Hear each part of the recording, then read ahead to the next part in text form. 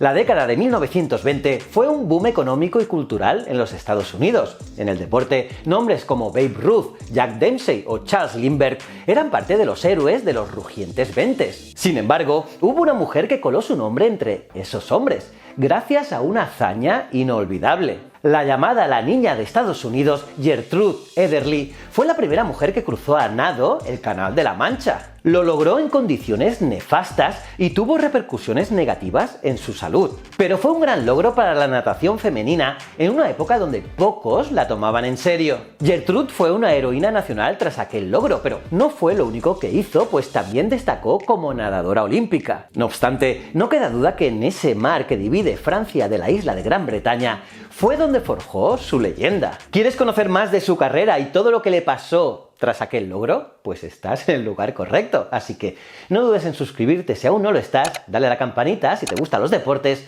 y un buen like, que eso siempre ayuda. Soy JJ Priego y esto es Leyendas del Deporte.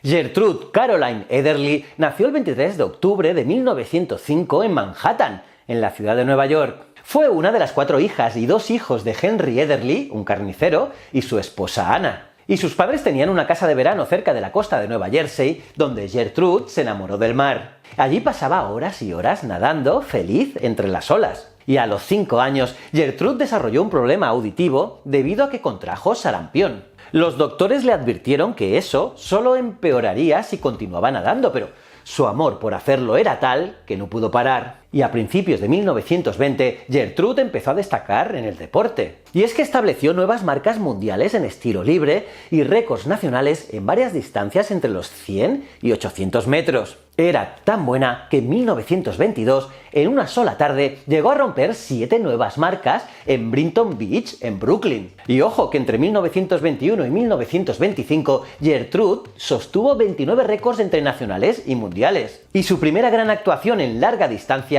fue entre Battery en Nueva York y Sandy Hook en Nueva Jersey, un tramo de más de 15 kilómetros que completó en 7 horas y 11 minutos. Una marca que perduró nada más y nada menos que 81 años.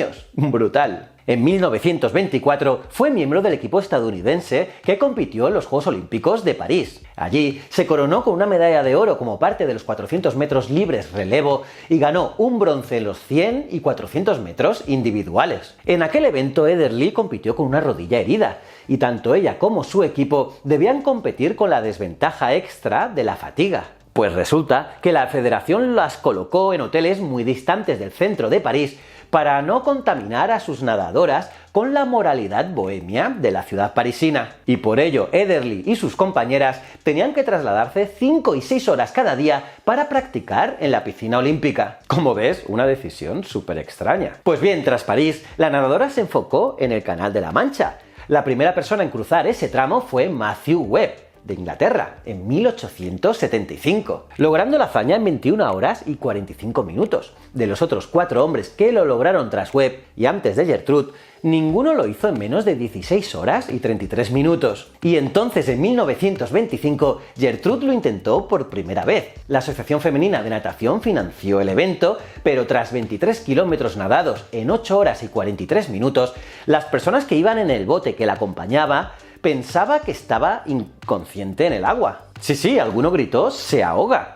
y la tocaron, por lo que fue descalificada inmediatamente. Ederle estaba frustrada, no se estaba ahogando, sino descansando y quería continuar. Además pensaba que su país se decepcionaría de ella y por eso juró intentarlo de nuevo. Y ahora le dijo a su padre y a todos los involucrados que sin importar cómo estuviese en el agua, no la tocasen por nada del mundo. Tampoco le pidió más ayuda a la asociación y ella misma recolectó los $9.000 que se necesitaban para el intento. Y con la ayuda de su hermana Margaret diseñó un traje de baño de 2 piezas adecuado para nadar en el mar, pero de estética decente por si la tuvieran que rescatar. Entonces, muy temprano en la mañana del 6 de agosto de 1926, Gertrude se untó con grasa de oveja y se lanzó al Canal de la Mancha en el cabo Gris Nez de Francia. En ese momento podía haber una boya roja en la costa francesa, una boya que era una advertencia para las embarcaciones sobre el rudo estado de la marea, y por ello pidió ayuda a Dios antes de salir. Y el bote que la acompañaba le mostraba algunas pancartas para animarla,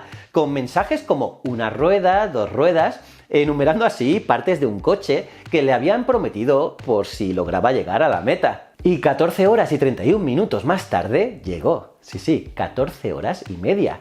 Un récord mundial. ¡Brutal! En ese tiempo Ederle llegó a Kingsdown, en la costa inglesa, y si hubiera podido nadar en línea recta, hubiera recorrido 33,7 kilómetros. Pero por el estado del mar, tuvo que nadar no menos de 56. Y es por eso que Gertrude decía que su récord nunca se rompió, porque a pesar de que la norteamericana Florence Sandwich lo logró cruzar en 13 horas y 20 minutos, lo hizo con una marea tranquila, no como ella. Para ella no había comparación entre ambas ocasiones, y al retornar a Estados Unidos el 27 de agosto de 1926, fue recibida con un gran desfile en Nueva York, donde hasta 2 millones de personas se acercaron al canto de Trudy, aunque su familia nunca le llamó así, sino Gertie. Tuvo que entrar escoltada a la oficina del alcalde Jimmy Walker. Fue adulada por todo su país en canciones, en las calles, e incluso recibía propuestas de matrimonio semanalmente en su correo. Cuando el presidente Calvin Coolidge le invitó a la Casa Blanca,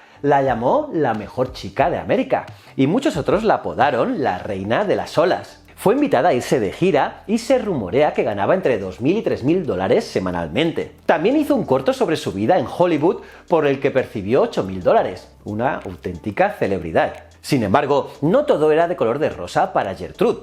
Tras su logro, su problema auditivo empeoró y había sufrido colapsos nerviosos tras la carrera. Además, su sordera provocó que se alejara de la gente. En 1929 llegó a comprometerse con un hombre, pero le sugirió que sería difícil casarse con una mujer casi sorda, y el hombre accedió y desapareció. Y tras aquello, Gertrude nunca tuvo una relación, y con el tiempo se hizo un personaje menos relevante en su país a pesar de su estatus de leyenda. En 1933 se cayó por las escaleras de su apartamento, hiriendo su espalda y quedando enyesada durante 4 años. Y una vez más los doctores le aclararon que no podría caminar ni nadar de nuevo, pero no hizo caso. Y con el paso de los años, parecía que los periodistas solo la necesitaban para conmemorar los aniversarios del logro en La Mancha. Siempre se abrió a entrevistas, pero no le gustaba dar lástima ni que se compadecieran de ella.